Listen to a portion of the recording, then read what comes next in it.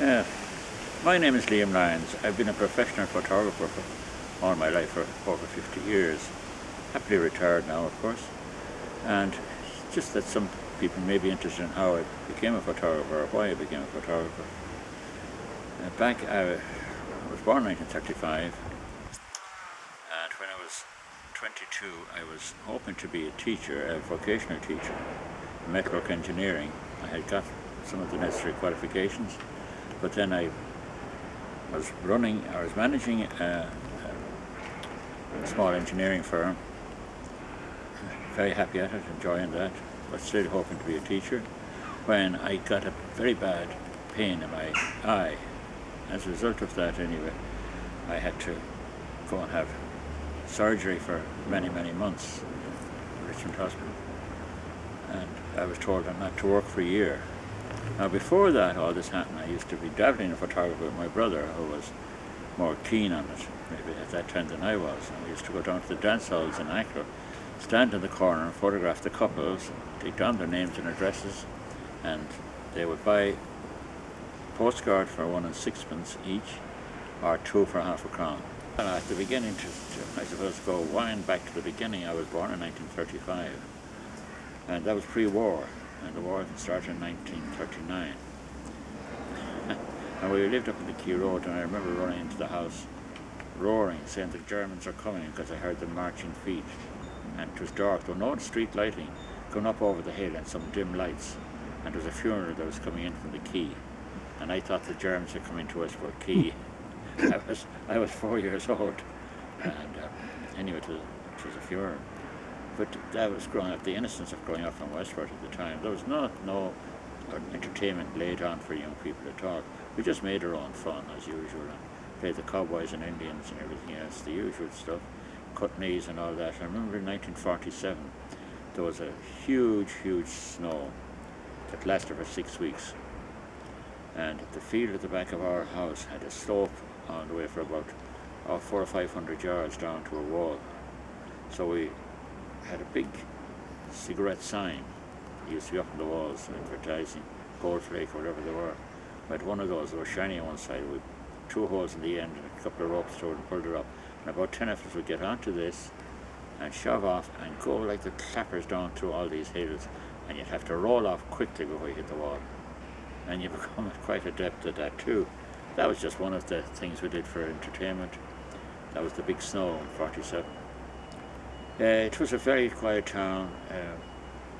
When I look back on it, there was absolutely no colour. It was all grey, a grey time.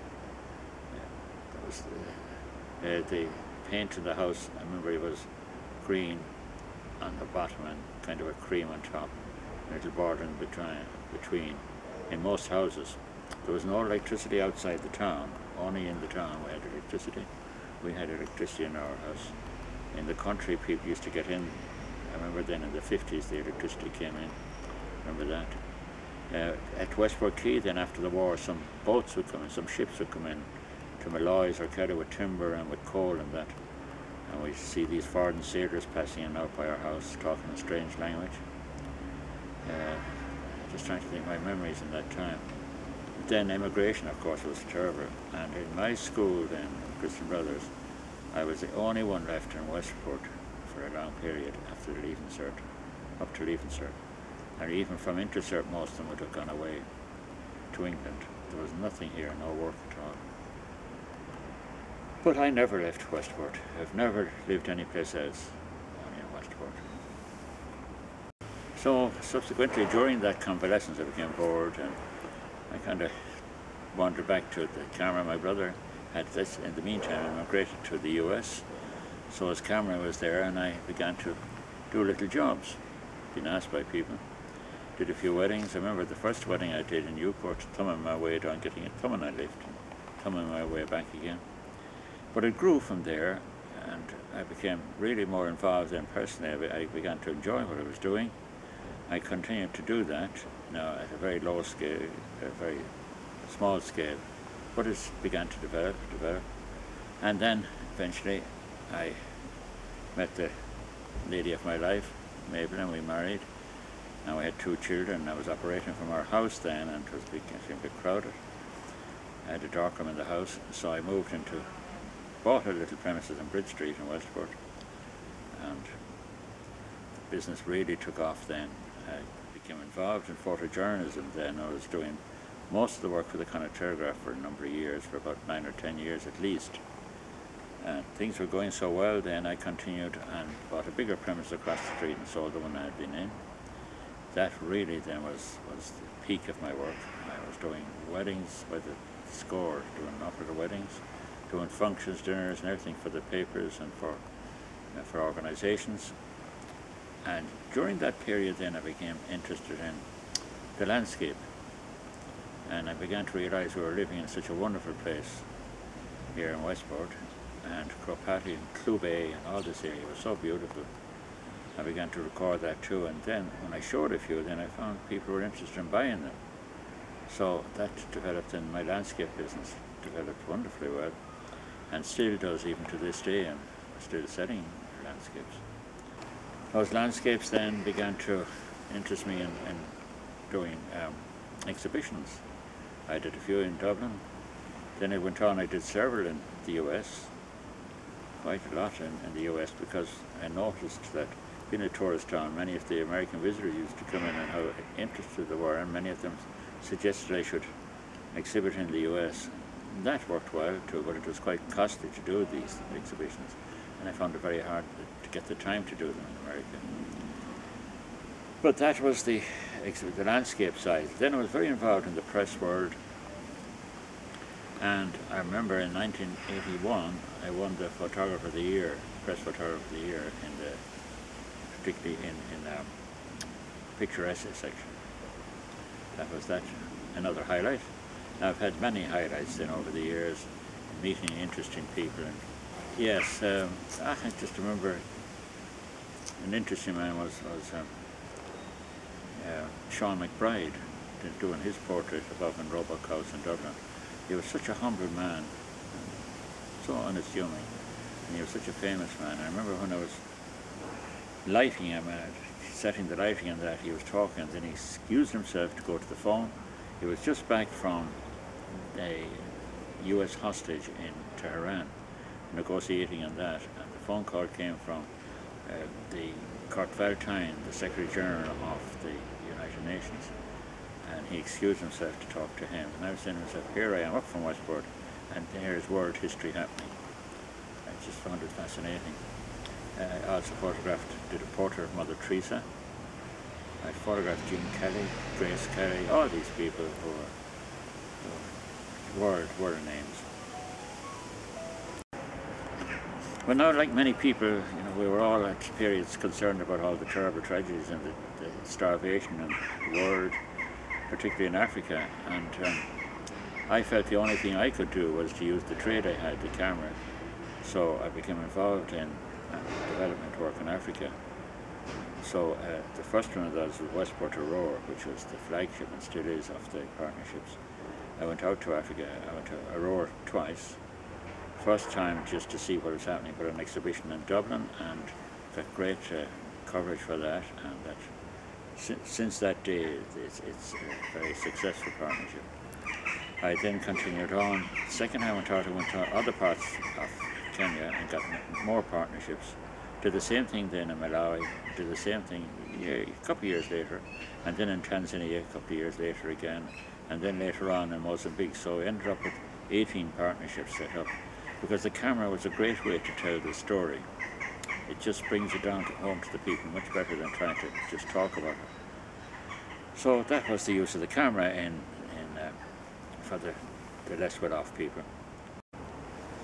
So then having local interest then, of course, Westport is such an interesting town, such a lovely town. We became involved in the Westport Arts for many years. I was chairman for years of that. It was a wonderful time. We put on so many productions in various places in town, and Westport House and everything else. And, it was just very, very enjoyable. We made great friends out of that, lifelong friends out of the Westport Arts. Then that was that era. The next then, back to Westport to a much smaller and neater operation is the classical Coveys. the classical corvies are a gathering of about 12 or 14 to 20 people who have a genuine love for good music, what we call good music. Nothing is, if it's good music, it doesn't have to be some of the old classics.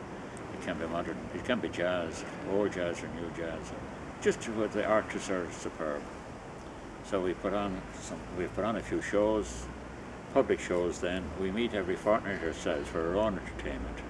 We find that very enjoyable, playing our own pieces and talking about them, and not actually physically playing them, playing DVDs or CDs. And then we have resorted to doing public shows, and we've done a few of those already. We had a night of Anna Klein and Locke night, and we had a night with David Norris on a Ulysses night in music, which was also very, very unique and successful. And we have many more ideas about to do more productions.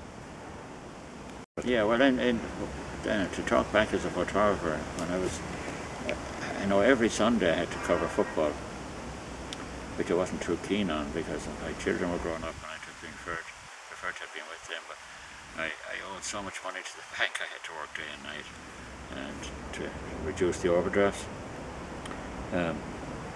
I'd shoot a match, I'd shoot the photographs of a match, run back to the darkroom, develop and force dry the films as quickly as I could, print them as quickly, and then leave them to dry while I'd run home and get a bit too weak, come in again, do the captions for them, put them on the bus the next morning to the papers. And also, if I was given a commission, as I did many, many times for Dublin papers, I'd have to put them on the train, the photographs on the train, and they'd be a fast track that would be collected in Dublin. And on a couple of occasions with emergency, with hot news, I suppose we would say, I had to either drive to Dublin or hire a taxi and send the photographs to Dublin. Or even sometimes the roll of film wasn't even time to develop it. Because a lot of the English papers had offices, head offices in Dublin. They would process them there and wire forth them to England and to newspapers. We were doing that too. Yeah, the first camera I had was a very basic one. You just folded out, and the little bellows, a small little camera, and you'd wind on. You'd have to look in the back window to see what the next number of the negative is. And that's what I was using for the big weddings and that in the beginning. And then I changed to a Rolleiflex. And the quality of that Rolleiflex was just something else. I even now am amazed at them. When I look at the old prints and the negatives that we did with the Rolleiflex, it was such good quality. But to do a match with them, you had to fold down the top flap and look through just as an open square and photograph, but I could only stand beside the goal because there was no such thing as a telephoto. There were twin lenses, one on top of the other. You were looking through one, then if you were looking down into the camera, and the bottom one was the active one that registered on the film. And again, you had to wind up each frame and cock the shutter. It had 3 movements: wind it, cock it, and press, and release. 3 movements each time. That was in the Rolleiflex. And then I got a 35mm Nikon then, also, which was great help for the football because I could get a long lens then. But there was no such thing as autofocus or anything like that. You had to wind down with your thumb each time and press the button and try to get it in focus as quickly as possible. But it's, like everything, it was practice. What I have now brings us now to archiving. I was approached by the county library, the county council, to archive 50 years of my work, because I have all my negatives since 1955. And we started to archive, and in the football alone we have archived, out of a larger selection, 2,400 action football photographs, teams and actions, 2,400. And they will be available to look at in the county libraries around the country, as is all my other varied work. Apart from now, we're only archiving, we're not archiving the weddings. Maybe the very, very early ones were the people who were going on the train. There were no cars, and they were going on the honeymoon on the train to Dublin, and waving from the window of the carriage. That's that was weddings. I did something like 2,000 weddings in my career. Weddings in humble homes, small hotels, posh hotels, some in Dublin, some elsewhere in Ireland. But then I gave up the travel, it was too far. I kept confined it into Mayo. Yeah. around 2,000 weddings. I remember doing John Bruton's wedding in Dublin. He married a lovely Westport girl, with Keisha John Bruton. I did 2 of Albert Reynolds' children. So I had foot in both camps that way. I can't be accused of one or the other. And Corey Frame was a great customer too for all his family.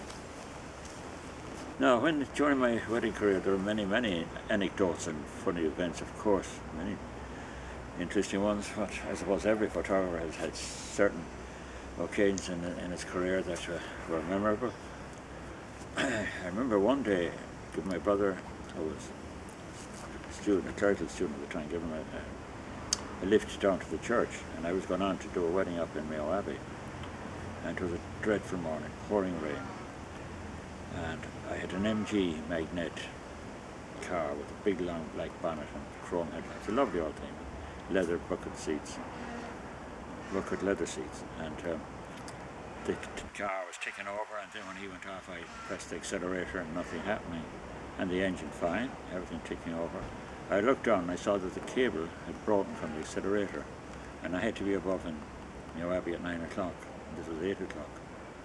Now, some weddings at that time, I even did weddings at 7 o'clock, many weddings at 7 in the morning, because people would have the wedding breakfast and then get the train. But then this was a 9 o'clock wedding, and I didn't know what to do, so I had to think fast. I pulled the cable, turned it over with my fingers, cut my finger, bleeding everywhere, took off my 2 shoelaces, tied them together onto the end of this cable, and I would be pulling that to make the accelerator work. And of course, go around turns, you'd be trying to pull it towards you, and that is faster to go. It took a good while to get used to it. That's how I got to Mayo Abbey. And I remember at another wedding, the shoelaces again saved me. It was late, at 8 o'clock in the morning, in winter time. The flash fell off the top of my camera onto the ground and fell apart. Now, at that time it was bulbs. I used to have a pocket of bulbs that I'd stick in, a bulb, and it would flare up. That's how I get the flash. But it fell apart. And my shoelaces came to I pulled up the flash unit, put it together, tied it with my shoelace, and the little light came on, the indicator light came on, and I was able to work away. With one shoe in with the lace and the other without it, but my flash working. Because it was dark and I wouldn't have got any photographs on it for that. And that was just another one of the many events. Then my uncle was a taxi driver, a hackney car, and he was a great character, beautiful singer. He's wasted life in that he should have have his voice trained, because he had a superb tenor voice, and he would sing for his customers and that. But he used to sing for the weddings too, and I might be at the same wedding photographing it. And I remember one day doing a wedding in Strayed. The organist didn't turn up, so I went up to the organ gallery and he started pressing chords. He had no trained at all, but the congregation didn't know the difference, and he sang then away and covered the wedding that way. At the same church in Strayed, would you believe it, at another wedding, the bride arrived up, and I said, "Where's your bouquet?" "Oh," she says, "it's down the house." And I knew where the house was, very near the church. I said, "I'll get it." So I flew down to the church. I said, "You wait there in the car." Everybody had gone into the church at this stage, and they waited outside. I ran down to the house, so the house was locked up. Everybody was gone to the wedding. I went around the back, looked up, and I saw there was a window open at the toilet, partially open, and I found a ladder in the shed, put it up to the window, went up the ladder, in the toilet window, closed it, down the stairs, got the flowers, out the door, put the ladder back, and down to the church. I'd say I did it all in 5 minutes. That's just another episode as a photographer. These things, I'm sure there's loads more, but anyway, I can't remember them all.